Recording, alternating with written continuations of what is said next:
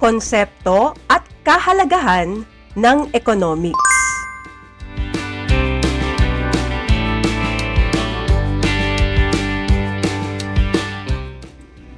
Magandang buhay, Grade 9. Sana'y naging masaya at makahulugan ang nagdaang bakasyon. Sa mga pagpasyal sa mga makasaysayang lugar tulad ng Intramuros o Bigan, buhay pa ba ang mga aral mula sa Araling Panlipunan 8? Ang mga kabihasnan, pinuno at revolusyong humubog sa mundo? Sa pagbubukas ng bagong taong panuruan, muling balikan ang mga kwento ng kahapon. Dahil sa pag-unawa sa aral ng nakaraan, umuunlad ang bayan. Kasaysayan ng daigdig, balikan natin. Basahin ang bawat munting tula at tukuyin ang konsepto o terminong inilalarawan. Ako ang salik ng bundok, ilog, klima at kapatagan na may malaking epekto sa kilos ng sambayanan. Sa pag-aaral ng daigdig, ako ang unang batayan, sapagkat tao at kapaligiran sa akin may ugnayan. Heograpiya. Ako'y bunga ng talino, sipag at pagkakaisa. May batas, kultura, sining at pamahalaang may pagmamalaki pa. Sa mga lambak ilog, noon ako'y unang nakita. At sa pag-unlad ng daigdig, mahalaga ang aking ambag na dakila. Kabihasnan. Ako ang paniniwalang sa puso't diway gumagabay. Sa asal at kultura ng tao, ako'y laging kaakbay. Sa maraming lipunan, ako'y ilaw na nagbibigay buhay. At sa pagkakakilanlan ng bayan, ako'y mahalagang taglay. Relihiyon. Ako ang pananakop sa lupain ng mahihinang bayan. Yaman at kapangyarihan ang aking laging dahilan. Sa panahon ng paggalugad, ako'y lalong lumaganap noon. At maraming bansa ang dumanas ng aking paghamon. Kolonyalismo. Ako ang kilusang nagtampok sa isip at katwiran.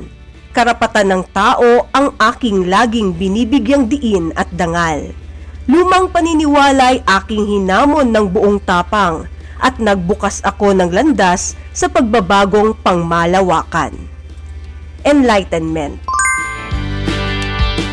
Ako ang pagmamahal sa bayang sinilangan, na nagbibigay lakas sa mamamayang nagkakaisa't lumalaban. Sa revolusyon at paglaya, ako'y naging sigaw ng sambayanan, sapagkat ako ang damdaming nag-uugnay sa bawat mamamayan. Nasyonalismo. Hindi man ako digmaan, mundo'y aking hinati. Dalawang makapangyarihang panig ang lagi kong katabi. Takot at tensyon ang sa daigdig ay naidulot ko lagi, ngunit hindi tuwirang putukan ang paraang aking naging bahagi. Cold War. Ako ang pamahalaang sa mamamayan humuhugot ng lakas. Karapatan at kalayaan ang aking ipinagtatanggol ng wagas. Sa boto at pakikilahok, ang tinig ng bayan ay lumalakas. At sa makatarungang lipunan, ako'y mahalagang landas. Demokrasya. Ako ang samahang pandaigdig na nagtataguyod ng kapayapaan. Nagbubuklod sa mga bansa tungo sa mabuting ugnayan. Sa suliranin ng mundo, ako'y katuwang sa pagtutulungan. At kasama ang Pilipinas sa aking samahan. United Nations. Ako ang pagtanaw sa mundo bilang iisang tahanan. Hindi lang sariling bayan ang aking kinabibilangan. Sa sama-samang pagkilos, hamon ay tinutugunan upang kapakanan ng lahat ay mapangalagaan. Pandaigdigang pagkamamamayan. heograpiya, kabihasnan, relihiyon, kolonyalismo, enlightenment, nasyonalismo, Cold War, demokrasya, United Nations, pandaigdigang pagkamamamayan. Sa pamamagitan ng mga konseptong ito, naaalala natin ang mahalagang aral sa AP8. Mga aral na tumutulong sa atin na maunawaan ang ugnayan ng tao, lipunan, kasaysayan at mga puwersang humuhubog sa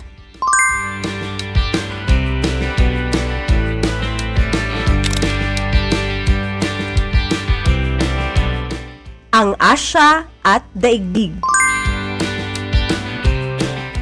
Ngayong nasa grade 9 na kayo, dadalhin natin ang mga aral na ito tungo sa mas malalim na pag-unawa sa kabuhayan, kaunlaran, at mga hamong kinahaharap ng mga tao at bansa. Para sa Araling Panlipunan 9,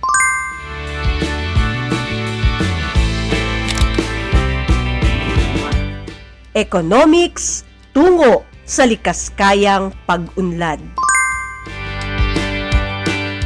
Sa pang-araw-araw na pamumuhay, hindi nawawala ang mga pagkakataong kinakailangang pumili at magpasya.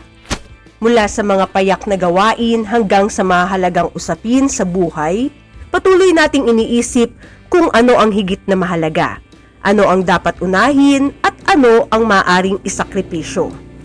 Bawat desisyong ginagawa ay may kaakibat na dahilan, kapalit at epekto sa ating sarili at sa iba. Sa ganitong kalagayan, higit na nagiging mahalaga ang pag-aaral ng economics.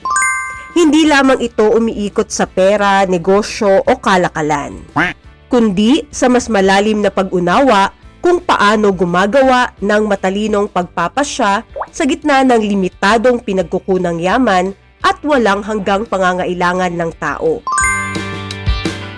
Ngunit, kailan nga ba masasabi na ang isang pagpapasya ay tunay na matalino at makabubuti? Pili Pinas. Anong uunahin mo? Matalinong pagpapasya sa gitna ng maraming pagpipilian. Piliin ang pasyang pinakamainam at ipaliwanag kung bakit ito ang napili. Sabay-sabay. Habang bumubuhos ang ulan, kumukulo ang sinaing, tumutunog ang cellphone at tinatangay ng hangin ang mga sinampay. Ano ang una mong aasikasuhin? Review o recharge? Gabi bago ang exam. Magre-review ka pa ba kahit pagod at puyat ka na? O matutulog muna para malinaw ang isip bukas? Deadline o damayan? Habang tinatapos mo ang project, nag-message ang kaibigan mong gustong maglabas ng problema dahil sobrang bigat na ng nararamdaman niya. Ano ang uunahin mo? 1% battery. 1% na lang ang battery ng cellphone mo habang nagsasaliksik para sa project na due mamaya. Maaari mo itong ubusin para matapos ang research o itabi dahil naghihintay ka ng importanteng update mula sa pamilya. Ano ang pipiliin mo at bakit? Reward o responsibility? Matapos makakuha ng mataas na marka, gusto mong i-treat ang sarili mo. Pero alam mong may mas mahalagang gastusin pa sa susunod na linggo. Ano ang pipiliin mo? Mga pamprosesong tanong. Ano ang naramdaman mo habang pumipili sa pagitan ng mahalagang bagay? Ano ang naging batayan mo sa pagpili ng iyong desisyon sa mga sitwasyon? Sa iyong palagay, kailan masasabi na ang isang pagpapasya ay matalino? Sa bawat araw nakararanas ang tao ng iba't ibang sitwasyon na nangangailangan ng pagpili at pagpapasya. Ngunit sa bawat desisyong ginagawa, may mga bagay na kailangang isaalang-alang. Sapagkat hindi lahat ng kagustuhan at pangangailangan ay maaaring matugunan ng sabay-sabay. Dito nagiging mahalaga ang pag-aaral ng economics. Layunin ng araling ito na maunawaan ang kahulugan at batayan ng economics at ang papel ng matalinong pagpapasya sa pang-araw-araw na pamumuhay.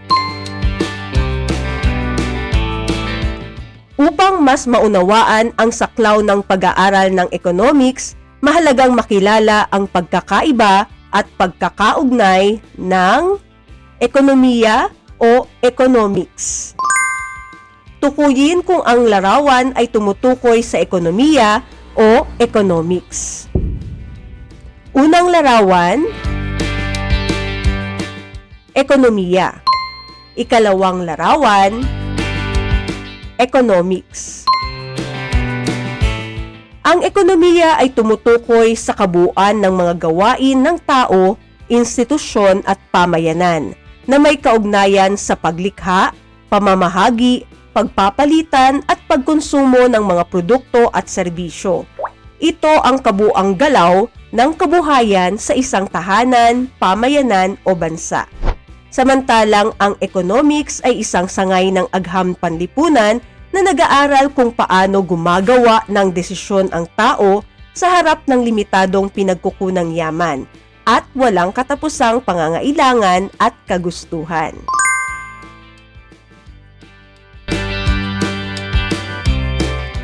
Muli, ang ekonomiya ay tumutukoy sa kabuuan ng mga gawain ng tao, institusyon at pamayanan na may kaugnayan sa paglikha, pamamahagi, pagpapalitan at pagkonsumo ng produkto at serbisyo. Ang salitang ekonomiya ay nagmula sa salitang Griego na oikonomos, na nangangahulugang tagapamahala ng sambahayan. Ito ay hinango sa dalawang salita, oikos na nangangahulugang bahay at nomos na pamamahala. Sa makatwid, ang ekonomiya ay may ugnayan sa maayos na pamamahala ng sambahayan, na siya ring batayan ng mas malawak na pamamahala sa lipunan. Ang sambahayan ang pangunahing unit ng ekonomiya. Sa loob ng tahanan, nagaganap ang mga sumusunod: pagpapasya sa budget, paglalaan ng yaman para sa pangangailangan, at paghahati ng gawain sa araw-araw. Kabilang sa mga pangangailangang tinutugunan ay pagkain, edukasyon, kuryente, transportasyon at pag-iimpok. Ang wastong paggamit ng limitadong yaman ay mahalaga upang matugunan ang pangangailangan ng bawat kasapi. Ang lipunan ay binubuo ng maraming sambahayan. Sa antas na ito, isinasagawa ang mga pagpapasya para sa mas nakararami.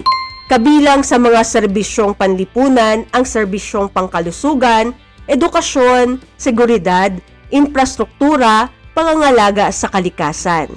Ang wastong paggamit ng yaman at mahusay na pamamahala ay mahalaga upang matugunan ang pangangailangan ng buong pamayanan. Ang ekonomiya ay makikita sa ugnayan ng mga sumusunod ng tahanan na pinagmumulan ng mga pangunahing pagpapasya. Pamilya na nag-iipon at nagpaplano para sa kinabukasan. Komunidad na nagtutulungan para sa pag-unlad. At sa bansa na nagpapatatag ng pangkalahatang kaunlaran. Ang bawat antas ay may ambag sa kabuuang galaw ng ekonomiya. Sa makatwid, ang ekonomiya ay kabuuang galaw ng kabuhayan mula sa tahanan hanggang sa lipunan. Ito ay nakabatay sa maingat na pagpapasya upang matugunan ang pangangailangan gamit ang limitadong yaman. Kaugnay nito, ang economics ang nagbibigay ng pag-aaral kung paano isinasagawa ang mga pagpapasyang ito. Itinuturing ang economics bilang agham at sining ng pagpapasya. Bilang agham, gumagamit ito ng pag-aaral, pagsusuri at lohikal na pag-iisip upang maunawaan ang kilos ng tao at lipunan sa usaping pangkabuhayan. Bilang sining, kinikilala nito na ang pagdedesisyon ay maaring magkaiba-iba sapagkat nagkakaiba ang pangangailangan, kakayahan, prioridad at kalagayan ng bawat isa. Ang pagkakaibang ito sa pagpapasya ay nagiging higit na mahalaga dahil ang mga pinagkukunang yaman tulad ng oras, pera, lupa, tubig at lakas paggawa ay may hangganan. Samantalang ang pangangailangan at kagustuhan ng tao ay patuloy na dumarami. Dahil dito, hindi lahat ng nais ay maaring matugunan ng sabay-sabay. Kaya kinakailangang matutong pumili at magtakda ng prioridad. Ang economics kung gayon ay hindi lamang tungkol sa pera, negosyo o pamimili. Ito ay tumatalakay sa wastong pagpapasya sa pang-araw-araw na pamumuhay, lalo na sa sitwasyong maraming pangangailangan, ngunit may hangganan ang mga yaman. Sa pag-aaral ng economics, isinasaalang-alang hindi lamang ang kasalukuyang pangangailangan, kundi maging ang pangmatagalang kapakanan, kabilang ang hinaharap at ang susunod na henerasyon. Kahalagahan ng pag-aaral ng economics. Why? Yamang ginagamit ng wasto. Natututunan ang wastong paggamit at pagpapahalaga hindi lamang sa pera, kundi pati sa oras, lakas, talento, kakayahan at iba pang pinagkukunang yaman upang maiwasan ang pag-aaksaya at makatulong sa pag-unlad. A. Angkop na pagpapasya. Nahuhubog ang kakayahang gumawa ng matalino, responsable at makatwirang desisyon lalo na sa mga sitwasyong may limitadong oras, pera at pagkakataon. Natututuhan ding timbangin ang epekto ng desisyon sa sarili, kapwa at maging sa hinaharap. M. Mapanuring pag-iisip. Nagiging mapanuri at bukas ang pag-iisip sa mga pangyayaring pang-ekonomiya sa pamayanan, bansa at daigdig. Natututunan ding suriin ang mga impormasyon at umiwas sa padalos-dalos na pagpapasya. A. Aktibong pakikilahok. Nahihikayat na maging responsable at kapaki-pakinabang na kasapi ng pamilya, paaralan at lipunan sa pamamagitan ng pakikipagtulungan, pagtupad sa tungkulin at pagtulong sa pag-unlad ng komunidad at bansa. At N. Nag-iimpok at nagbabudget. Natututuhan ang kahalagahan ng pag-iimpok, tamang paggastos, matalinong pagbili at maayos na pagbabudget upang maging handa sa mga pangangailangan sa kasalukuyan at hinaharap. Sa economics, ang wastong pagpapasya ay tunay na yaman.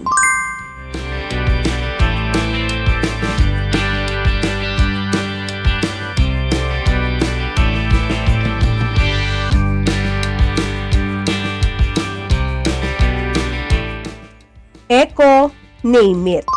Tukuyin ang tamang sagot.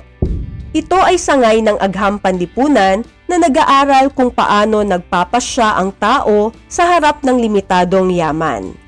Economics.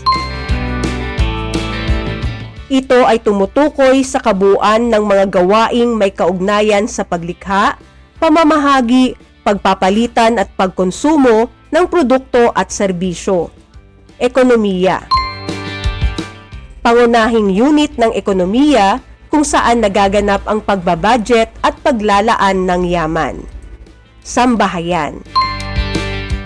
Pinagmula ng salitang ekonomiya na nangangahulugang tagapamahala ng sambahayan, oikonomos.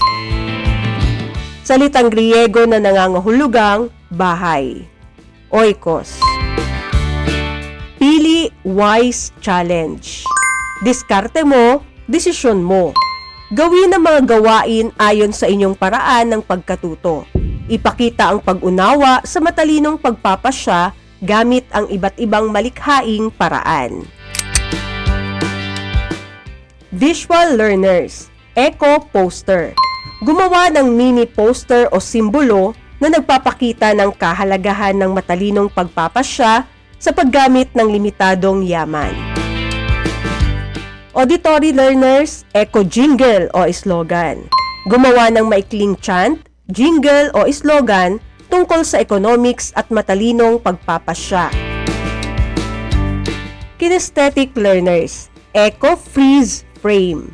Gumawa ng freeze act o tableau na nagpapakita ng sitwasyong may matalinong pagpapasya sa paggamit ng yaman. Rubric sa pagmamarka. Eco-neck sa tunay na buhay. Sa araw-araw nakararanas tayo ng mga sitwasyong kailangang mamili. Bibili ba agad o maghihintay muna? Uunahin ba ang pangangailangan o kagustuhan? Dito pumapasok ang economics, sapagkat tinutulungan tayo nitong maging maingat, mapanuri at responsable sa paggamit ng limitadong yaman. Kung binigyan ka ng 300 piso na baon para sa 3 araw, paano mo ito hahatiin para sa pagkain, pamasahe, ipon at biglaang pangangailangan? Ipaliwanag kung bakit ganoon ang iyong magiging budget. Eco, mapa ng isip. Gumawa ng graphic organizer sa iyong kwaderno. Isulat sa gitna ang economics at palibutan ito ng mahalagang konseptong natutuhan sa aralin. Halimbawa,